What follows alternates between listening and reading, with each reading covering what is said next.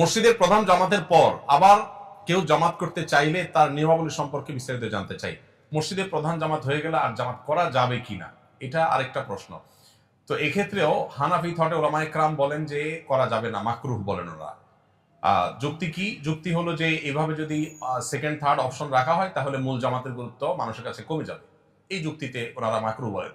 কিন্তু এর বিপরীতে আমরা অবশ্য নবী করিম সাল্লাল্লাহু আলাইহি সাল্লামের জীবনীতে একটা ঘটনা পাই। আপনারা অনেক হাদিসে শুনেছেন যে নবী সাল্লাল্লাহু আলাইহি ওয়াসাল্লাম জামাতে নামাজ পড়ার পর এক ব্যক্তি মসজিদে প্রবেশ করলেন একা, তার নামাজ এখনো পড়া হয়নি, কোন একটা ফরজ নামাজ। তখন নবীজি বললেন যে তোমাদের কে আছো যে এই লোকটার সাথে জামাতে পড়ে তাকে জামাতের সওয়াব পাইতে হেল্প করবা?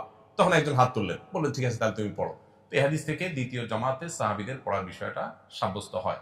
এটাকেই হাম্বলি থট সহ অন্যান্য থটে ওলামায়ে কেরাম অনুমোদন করেন। এবং আমরা এমনকি হানাফি থটেও বারান্দায় বা এমন কোথাও যদি পড়া হয় মসজিদের যে মূল জামাতে বাধাগ্রস্ত হবে না বা মূল জামাতের গুরুত্ব হারাবে না, সেক্ষেত্রে হানাফি থটে ওলামায়ে কেরাম নিষেধ করেন না। জামাতের গুরুত্ব অপরিসীম।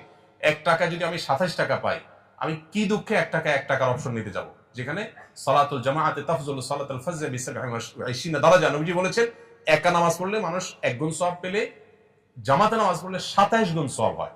কিভাবে সম্ভব একজন মুসলমান জামাতে নামাজ পড়া ছাড়া একা নামাজ পড়তে পারেন? কিভাবে? কেউ নামাজ পড়ে ফেলছে, তার হাতে পায়ে ধরে হলেও ভাই আপনি নফলের নিয়ত আমার সাথে জামাতে দাঁড়ান, আমি আপনার সাথে পড়ি, 27 গুণ বেড়ে যাবে। তাহলে আমল নামাকে আমি কেন 1 গুণে রাখবো?